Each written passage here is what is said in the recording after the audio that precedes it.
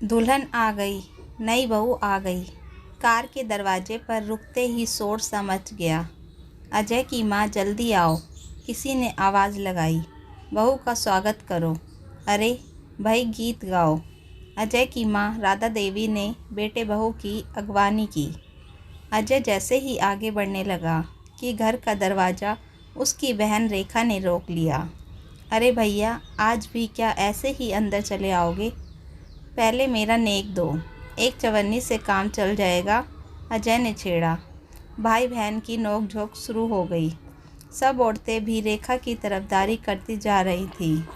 केतकी ने धीरे से नज़र उठाकर ससुराल के मकान का जायज़ा लिया। पुराने तरीके का मकान था। केतकी ने देखा, ऊपर की मंजिल पर कोने में खड़ी एक औरत और उसके साथ खड़े दो बच्चे हसरत भरी निगाह से उसको ही देख रहे थे। आंख मिलते ही बड़ा लड़का मुस्कुरा दिया। वह औरत भी जैसे कुछ कहना चाह रही थी, लेकिन जबरन अपने आप को रोक रखा था। तभी छोटी बच्ची ने कुछ कहा कि वह अपने दोनों बच्चों को लेकर अंदर चली गई। तभी रेखा ने कहा, अरे भाभी, अंदर चलो। भैया को जितनी जल्दी लग रही है, आप उतनी ही देर लगा रही हैं। केतकी अजय के पीछे पीछे घर में प्रवेश कर गई। करीब 15 दिन बीत गए। केतकी ने आते जाते कई बार उस औरत को देखा, जो देखते ही मुस्कुरा देती पर बात नहीं करती थी।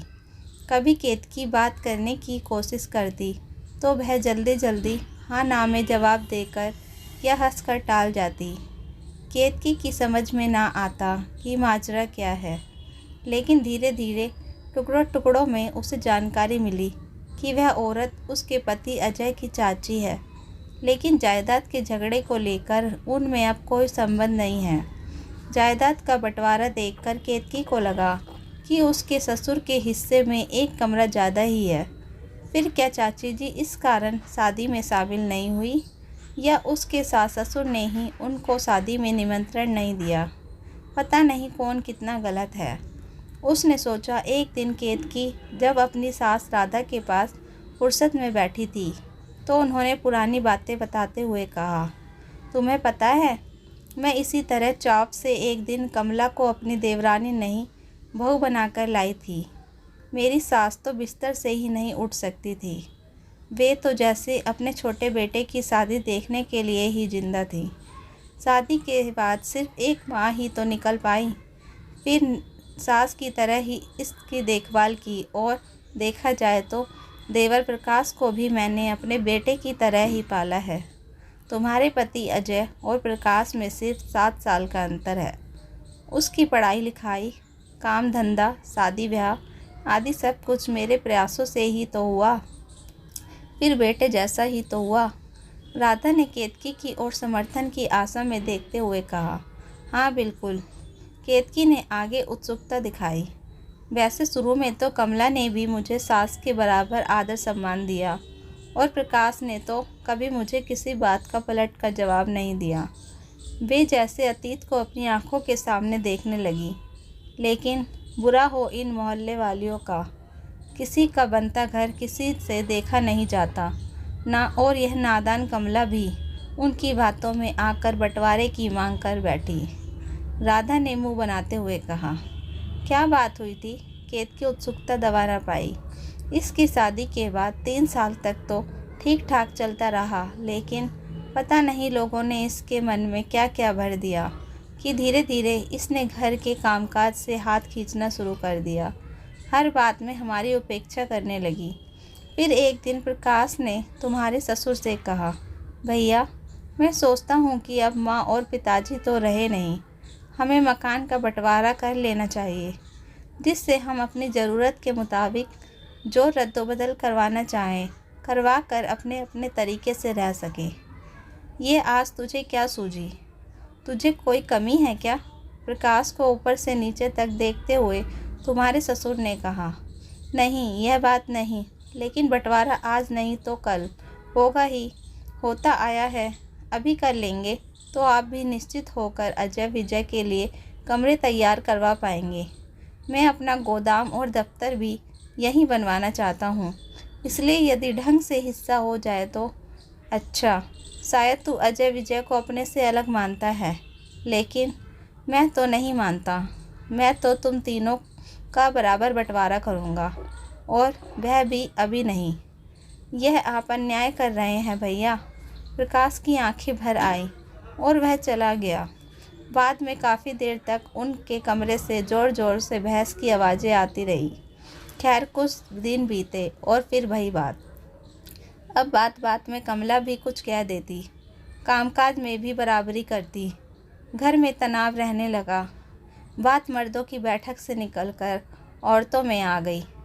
घर में चैन से खाना पीना मुश्किल होने लगा, तो मोहल्ले और रिश्ते के 5 बुजुर्गों को बैठाकर फैसला करवाने की सोची। प्रकाश कहता कि मुझे आधा हिस्सा दो। हम कहते थे कि हमने तुम्हें बेटे की तरह पाला है, तुम्हारी पढ़ाई लिखाई, शादी ब्याह सभी किया। हम 3 हिस्से करेंगे। लेकिन जब बंटवारा हो गया तो अब इस तरह संबंध न रखने की क्या तुक है? केतकी ने पूछ ही लिया। रोज़ रोज़ की किट किट से मन खट्टा हो गया हमारा, इसलिए जब बंटवारा हो गया तो हमने तय कर लिया कि उनसे किसी तरह का संबंध नहीं रखेंगे। राधा ने बात साफ करते हुए कहा। लेकिन शादी ब्याह जन्म मृत्यु में आना जाना भी? अब यह उनकी मर्जी। अच्छा बताओ, तुम्हारी शादी में कामकाज के बाबत पूछना, शामिल होना क्या उनका कर्तव्य नहीं था? लेकिन प्रकाश तो शादी के 3 दिन पहले अपने धंधे के सिलसिले में बाहर चला गया था, जैसे उसके बिना काम ही नहीं चलेगा। राधा ने अपने मन की भड़ास निकाली। आपने उनसे आने को कहा तो होगा ना? अच्छा। राधा ने मुंह बिचकाया। जिसे मैं घर में लाई उसे न्योता देने जाऊंगी। कल विजय की शादी में तुमको न्योता दूंगी, तब तुम आओगी। केतकी को लगा अब पुरानी बातों पर आया गुस्सा कहीं उस पर ना निकले। वह धीरे से बोली, मैं चाय का इंतज़ाम करती हूँ। केतकी सोचने लगी कि कभी चाची से बात करके ही वास्तविकता बात पता चलेगी। उसने चाची व उनके बच्चों से संपर्क बढ़ाना शुरू किया। जब भी उनको देखती 1-2 मिनट बात कर लेती। एक दिन तो कमला ने कहा भी, तुम हमसे बात करती हो, भैया भाभी कहीं नाराज़ हो गए तो? आप भी कैसी बात करती हैं, वे भला क्यों नाराज़ होंगे? केतकी ने हंसते हुए कहा। अब केतकी ने दृढ़ निश्चय कर लिया कि एक दूसरे के मन पर जमा मैल हटाना है। इसलिए एक दिन सास से बोली, चाची जी कह रही थी कि आप कढ़ी बहुत बढ़िया बनाती हैं, कभी मुझे भी खिलाइए ना। इसी तरह केतकी कमला से बात करती तो कहती, माँ जी कह रही थी कि आप भरमा बैगन बहुत बढ़िया बनाती हैं। कहने की ज़रूरत नहीं कि ये बातें वह किसी और के मुंह से सुनती, पर सास को कहती तो चाची का नाम बताती, और चाची से कहती तो सास का नाम बताती। वह जानती थी कि अपनी प्रशंसा किसे अच्छी नहीं लगती, फिर अगर वह अपने दुश्मन के मुंह से हो तो दुश्मनी भी कम हो जाती है। इस तरह बातों के जरिए केतकी एक दूसरे के मन में बैठी गलतफहमी और बेनमस्या को दूर करने लगी। एक दिन तो उसको लगा कि उसने गढ़ जीत लिया। हुआ क्या कि केतकी के नाम की चिट्ठी पिंकी लेकर आई और गैलरी से उसने आवाज़ लगाई, भाभी जी। केतकी उस समय रसोई में थी, वहीं से बोली, क्या बात है, आपकी चिट्ठी। केतकी जैसे ही बाहर आने लगी, पिंकी गैलरी से चिट्ठी फेंक कर भाग गई। जब उसकी सास ने यह देखा तो बरबस पुकार बैठी, पिंकी अंदर तो आ। तब केतकी को आशा की किरण ही नज़र नहीं आई। उसे विश्वास हो गया कि अब दिल्ली दूर नहीं है। तभी राधा को बेटी की बातचीत के सिलसिले में पति और बेटी के साथ 1 हफ्ते के लिए बनारस जाना था। केतकी को दिन चढ़े हुए थे, इसलिए उन्हें चिंता थी कि क्या करें। पहला बच्चा है, घर में कोई बुजुर्ग औरत होनी ही चाहिए। आखिरकार केतकी को सब तरह की हिदायतें देकर वह रवाना हो गई। 3-4 दिन आराम से निकले। एक दिन दोपहर के समय घर में अजय और विजय भी नहीं थे। ऐसे में केतकी परेशान सी कमला के पास आई। उसकी हैरान परेशान हालत देखकर कमला को कुछ खटका हुआ।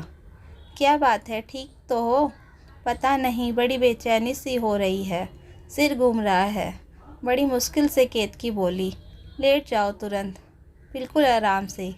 केतकी हुई कमला नीचे पति को बुलाने चली गई। कमला और प्रकाश उसे अस्पताल ले गए और भर्ती करा दिया। फिर अजय के दफ्तर फ़ोन किया। अजय ने आते ही पूछा, क्या बात है? वह विधवास सा हो गिरा था, शायद चिंता से रक्तचाप बहुत बढ़ गया है। कमला ने जवाब दिया, मैं इसके पीहर से किसी को बुला लेता हूँ, आपको बहुत तकलीफ़ होगी। अजय ने कहा, ऐसा है बेटे, तकलीफ़ के दिन हैं तो तकलीफ़ होगी ही, घबराने की कोई बात नहीं, सब ठीक हो जाएगा। प्रकाश ने अजय के कंधे पर हाथ रख कर कहा, बाकी जैसा तुम उचित समझो। वैसे डॉक्टर ने क्या कहा है? अजय ने चाचा से पूछा। रक्तचाप सामान्य हो रहा है, कोई विशेष बात नहीं है। केतकी को 2 दिन अस्पताल में रहना पड़ा, फिर छुट्टी मिल गई, पर डॉक्टर ने आराम करने की सख्त हिदायत दे दी। घर आने पर सारा काम कमला ने संभाल लिया। केतकी इस बीच कमला का व्यवहार देखकर सोच रही थी कि गलती कहाँ है। कमला कभी भी उसके सास ससुर के लिए कोई टिप्पणी नहीं करती थी, लेकिन एक दिन केतकी ने बातों बातों में कमला को उकसा ही दिया। उन्होंने बताया, मैंने बंटवारा कराया, यह सब कहते हैं, लेकिन क्या गलत कराया? माना उम्र में वे मेरे सास ससुर के बराबर हैं, इनको पढ़ाया लिखाया भी, लेकिन सास ससुर तो नहीं है ना। यदि ऐसा ही होता तो क्या तुम्हारी शादी में हम इतने बेगाने समझे जाते? फिर यदि मैं लड़ाकी ही होती तो क्या बंटवारे के समय लड़ती नहीं? सब यही कहते हैं कि मैंने तनाव पैदा किया, पर मैंने यह तो नहीं कहा कि संबंध ही तोड़ दो, एक दूसरे के दुश्मन ही बन जाओ। अपने अपने परिवार से हम आराम से रहें, एक दूसरे के काम आए। लेकिन भैया भाभी तो उस दिन के बाद से आज तक हमसे क्या, इन बच्चों से भी नहीं बोले।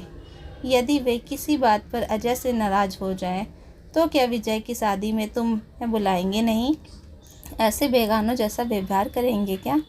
बस यही फ़र्क होता है और होता आया है। उसके लिए मैं किसी को दोष नहीं देती। खैर छोड़ो इस बात को, जो होना था हो गया। बस मैं तो यह चाहती हूँ कि दोनों परिवार में सदा मधुर संबंध बने रहे। माँ जी भी यही कहती हैं, केतकी ने अपनेपन से कहा। सच? कमला ने आश्चर्य प्रकट किया। हाँ, फिर वे हमसे बेगानों जैसा व्यवहार क्यों करती हैं? वे बड़ी हैं ना, अपना बड़प्पन बनाए रखना चाहती हैं। आप जानती ही हैं, वे उस दौर की हैं कि टूट जाएंगी पर झुक नहीं सकती। केतकी की बात सुनकर कमला कुछ सोचने लगी। शाम तक राधा, रेखा और दुर्गाचरण आ गए। आकर जब देखा कि केतकी बिस्तर पर पड़ी है तो राधा के हाथ पांव फूल गए। राधा ने सहमे स्वर में पूछा, क्या हो गया? कुछ नहीं, अब तो बिल्कुल ठीक हूँ, पर चाची जी मुझे उठने ही नहीं देती। केतकी ने कहा, ठीक है, तुम आराम करो, अब सब मैं कर लूँगी। राधा ने केतकी की बात अनसुनी करते हुए अपने सफ़र की बातें बतानी शुरू कर दी। तभी कमला ने कहा, आप थक कर आए हैं, शाम का खाना मैं ही बना दूँगी। रोज़ खाना कौन बनाती थी? राधा ने जानना चाहा। चाची जी ने ही सब संभाल रखा था अभी तक तो, अजय ने बताया। अस्पताल में भी ये ही रही, 1 मिनट भी भाभी जी को अकेला नहीं छोड़ा। विजय ने बात आगे बढ़ाई। तो फिर अब क्या पूछ रही हो? दुर्गाचरण ने राधा की ओर सहमति की मुद्रा में देखते हुए कहा। हाँ और क्या, हम क्या पराए हैं जो अब हमको खाना नहीं खिलाओगी? राधा ने कमला की ओर देखकर कहा। जी अच्छा, कमला जाने लगी। दुर्गाचरण और राधा ने एक दूसरे की ओर देखा। फिर दुर्गाचरण ने कहा, अपना आखिर अपना ही होता है, यह बात हम भूल गए थे।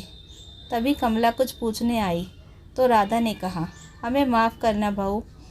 जी भाभी जी, आप बड़ी हैं, कैसी बात करती हैं? यह सही कह रही हैं, बहू बड़े भी कभी कभी गलती करते हैं।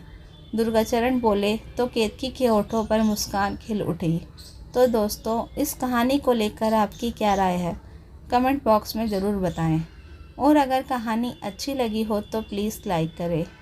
अगर आपने हमारे चैनल को अभी तक सब्सक्राइब नहीं किया तो ज़रूर कर लीजिए। तो मिलते हैं ऐसी ही मोटिवेशनल कहानी के साथ। Thank you for watching.